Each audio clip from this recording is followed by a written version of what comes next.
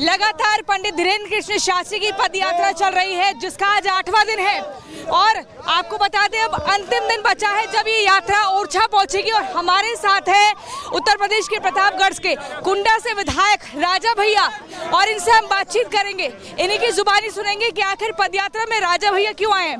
राजा भैया आप ये बताइए कि इस पद यात्रा में आप लगातार चल रहे हैं, बहुत तेजी के साथ चल रहे हैं, आखिर इस यात्रा में आने का मकसद क्या है? इस यात्रा का उद्देश्य है जाति पात के भेदभाव को मिटाना और हिंदू समाज को एकजुट करना, जागरूक करना। इसी से प्रेरित होकर के जितने भी लोग आपको इस यात्रा में देख रहे हैं सभी लोग आए। आपको लगता है कि हिंदू जो है, जो सनातन है, वो इस हिंदू एकता पद यात्रा से एकजुट हो पाएगा? ये 9 दिनों की यात्रा क्या काफी है?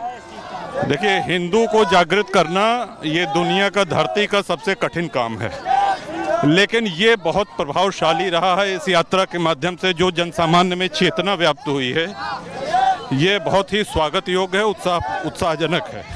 और निसंदेह आगे और भी ऐसे कार्यक्रम किए जाएंगे कि हिंदू समाज भारत में 2ym दर्जे का नागरिक, सेकेंड क्लास सिटीजन होकर के रह गया है। क्या उत्तर प्रदेश में भी ये सब होगा? ऐसे कार्यक्रम हम वहाँ देखेंगे, ऐसी पदयात्रा देखेंगे? अभी तो मध्य प्रदेश में लगातार देख रहे हैं। आप इस समय उत्तर प्रदेश में ही हैं। हाँ, नहीं, लेकिन चल रहे हैं, उत्तर प्रदेश के बॉर्डर पे आ रहे हैं, फिर मध्य प्रदेश के बॉर्डर, मुख्य तौर पर लखनऊ से शुरू हो, मथुरा से शुरू हो, ऐसा कुछ होगा ये आपके विधानसभा क्षेत्र में? बिल्कुल होना चाहिए, और जो भी संत महात्मा महानुभाव जो इसको करेंगे, हमारा और हमारे दल का पूरा समर्थन रहेगा। लेकिन ये कहा जाता है, अगर ब्राह्मणों की बात करें या राजपूतों की बात करें, जो कि आप हैं, हमेशा वो भेदभाव करता है निचली जातियों के साथ, अपने साथ नहीं बिठाता। लेकिन इस यात्रा का मकसद है सबको एकजुट करना, एक साथ करना। ये संभव हो पाएगा? नहीं, इससे हम सहमत नहीं हैं। आपने जो कहा कि एक साथ नहीं बैठाता, हमारे कुंडा विधानसभा क्षेत्र ने हमको 7वीं बार रिकॉर्ड मतों से निर्वाचित किया है लगातार, और 4 लाख मतदाता में से मात्र 10,000 ठाकुर हैं वहाँ पे। तो सभी का आशीर्वाद मिलता है। वोट तो मिल जाती है, लेकिन साथ में बैठ के खाने की बात हो। बिल्कुल आप आइए हमारे यहाँ, और यदि कहीं कोई भेदभाव है तो उसको दूर करने का जो प्रयास हो रहा है वो सराहनीय है। ये सराहनीय प्रयास है। उत्तर प्रदेश की अगर राजनीति की बात करें, आप भी वहीं से आते हैं, 27 में भी चुनाव है, क्या इस तरह की एक यात्राओं के बाद क्या राजनीति से जात पात का जो एक एजेंडा रहता है, जो एक विषय रहता है, वो हटेगा, मुद्दों पर बात होगी? क्योंकि यहाँ तो जातियों को एक करने का काम कर रहे हैं। बिल्कुल, जातिवाद से हिंदू समाज कमजोर होता है, जातिवाद जितना फैलाया जाता है। आज आप देखिए कि कितने राजनीतिक दल एक ऐसे दल से गठबंधन करे हैं जिसका घोषणा है कि हम सनातन को समाप्त कर देंगे। तो इस तरह की जब चोट सनातन पे होती है, हिंदुत्व पे होती है, और भारत तभी तक लोकतंत्र है जब तक हिंदू बाहुल्य है। इसको आप मानेंगे, भले ऑन कैमरा न माने। तो एक चेतना जगाने का काम हिंदू समाज में समय समय पर संतों महात्माओं द्वारा होता रहा है, उसी कड़ी में आप ये यात्रा देख रहे हैं। जिस तरीके से हम लगातार बार बार ये देख रहे हैं, ये कहा जा रहा है कि जात पात की करो विदाई और हिंदू सिख ईसाई सब हो जाओ भाई भाई। हम सब हिंदू भाई भाई, सिख तो हमारे ही हैं, अलग थोड़ी हैं। अच्छा, ये बताइए, मुस्लिमों में जहाँ से आप आते हैं वहाँ पर मुस्लिम बहुल इलाका है, क्या वहाँ पर मुस्लिमों की क्या धारणा है? क्योंकि कहा जा रहा है कि इस तरह की यात्रा के जरिए सांप्रदायिकता का माहौल बनाया जा रहा है। नहीं, हिंदू अगर अपनी कमियां दूर कर रहे हैं, जातिवाद का जहर दूर करा जा रहा है और समाज को मजबूत कर रहे हैं, ये तो सकारात्मक काम है। इसमें जहर कहाँ से आ गया? ये तो अमृत है। अगर हम संभल की बात करें, इन दिनों काफी चर्चा में है संभल की वो जामा मस्जिद, जहां पे सर्वे हुआ, सर्वे के दौरान हंगामा हुआ, उसके बाद देखा कई सारे चिन्हित किए गए लोग जिन्होंने हथियार चलाए, महिलाएं भी चिन्हित की गई। कैसे आप देखते हैं? बार बार वर्षी बैठ का हवाला दे रहे हैं, क्या टीम सर्वे नहीं करने जा सकती? संभल प्रकरण एकदम सरल है, न्यायालय के आदेश पे सर्वे का काम शुरू किया गया।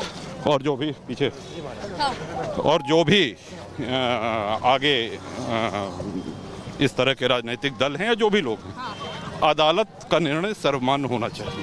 राजा भैया, बार बार ये कहा जा रहा है कि इस भारत की समस्या का एक ही हल, वो है बजरंग दल, क्या आप भी मानते हैं? नहीं, हम ये कहेंगे कि बजरंग दल और बजरंग दल के सभी जितने समर्थक हैं, कार्यकर्ता हैं, हिंदू जागृति के लिए, हिंदू उत्थान के लिए उन्होंने बहुत महत्वपूर्ण काम किए हैं और सराहनीय काम किए। योगी जी बार बार कह रहे हैं बटेंगे तो कटेंगे, मोदी जी कह रहे हैं एक रहेंगे तो सेफ रहेंगे, आप समर्थन करते हैं इस तरह के नारों का? हम उससे एक कदम आगे हम ये कहते हैं कि जुड़ोगे तभी बचोगे, और कटोगे तो बटोगे, बटोगे तो कटोगे जो नारा है, आप देखिए तो united we stand divided we fall हमेशा से रहा है, उसी का हिंदी अनुवाद ये है। तो हम पूर्णतः सहमत हैं, हम ही नहीं हर आदमी सहमत है, लोग इसकी सच्चाई इसकी असलियत समझ रहे हैं। बार बार ये कहा जा रहा है साधु संतों के बीच कि बांग्लादेश से डरो, वहां पे सीखो, बांग्लादेश वाला हाल भारत में ना हो जाए। राजा भैया आप ये बताइए, ये कहा जा रहा है कि वहां इस्कॉन मंदिर 77 इस्कॉन मंदिर है, उनको टारगेट किया गया, चिन्मय प्रभु को गिरफ्तार कर लिया, किन धारों में गिरफ्तार किया कुछ नहीं पता, और भारत को हड़काया है बांग्लादेश के हमारे मामले में इंटरफेयर ना करो। क्या बांग्लादेश से सीख लेने की जरूरत है? बांग्लादेश और पाकिस्तान सबसे जीवंत उदाहरण है इसमें। हमने ट्वीट भी किया था, एक्स पे हमने पोस्ट भी किया था, और सिर्फ इसलिए कि वो हिंदुओं की आवाज़ वहाँ पे थे इसलिए उनको गिरफ्तार किया गया है। बिल्कुल इसकी निंदा, और जिस तरह से हिंदू वहाँ मारे जा रहे हैं, चुन चुन के हिंदुओं को निशाना बनाया जा रहा है, उनकी संपत्ति उनके घरों को नुकसान पहुँचाया जा रहा है, बिल्कुल विश्व इसका संज्ञान ले और विश्व के सारे हिंदू मुखर होकर के इसमें बोलने की आवश्यकता है। इस विषय में हमने एक्सपर्ट पोस्ट भी किया है, वो भी आप देख सकते हैं। आपको क्या लगता है, जैसे क्या बांग्लादेश भारत को ही कुछ बताना चाह रहा है कि भारत में अगर हिंदू एकजुट होंगे, सनातनी एकजुट होंगे, तो बांग्लादेश में भी मुस्लिम एक होंगे? क्या आपको लगता है कि कुछ ऐसा नैरेटिव सेट किया जा रहा है? नहीं, एक बात तो स्पष्ट है कि आज़ादी के समय 27% की आबादी घट के 8 हो गई, और पाकिस्तान में 23% से घट के 1% से भी कम हो गई है। तो हिंदू वहाँ मारे जा रहे हैं, उनका बलपूर्वक धर्म परिवर्तन किया जा रहा है, भगाए जा रहे हैं। तो ये तो सच्चाई है। पाकिस्तानी हिंदुओं का हाल आप देखिए क्या है, तो हिंदू होने के कारण ही उनको टारगेट किया जा रहा है। तो इसीलिए इन ऐसी यात्राओं की इनकी उपयोगिता, इनका औचित्य और बढ़ जाता है, इनकी प्रासंगिकता बढ़ जाती है। राजू भाई, साधु संतों में कहा जा रहा है कि 20% अगर आबादी उनकी मंदिरों में पत्थर फेंक रही है, हथियार चला रही है, यात्राओं में लोगों को डरा रही है, अगर 50 हो जाएंगी तो बहन बेटियों को घर से निकाल कर ले जाएंगे और लव जिहाद करेंगे। आप इसको लेकर क्या कहते हैं?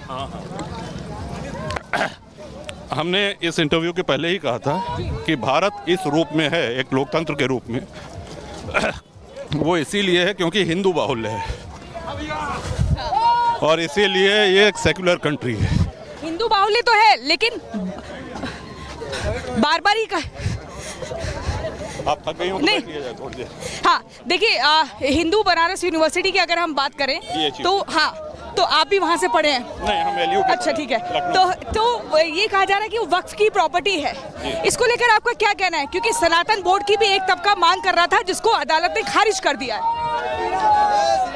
वक्फ जो है ये राजनीतिक दलों द्वारा मुस्लिम तुष्टीकरण का सबसे क्रूर, सबसे भोड़ा उदाहरण है। हाँ। जैसे आपको देखने के लिए देखिए कितनी भीड़ यहाँ पर जुड़ गई है। उत्तर प्रदेश से आप मध्य प्रदेश आ गए हैं सनातनियों को एकजुट करने के लिए। आप डेली इतना चलते हैं या आज ही इतना चल रहे हैं? नहीं, रोज ऐसी पदयात्राएं नहीं होती हैं, लेकिन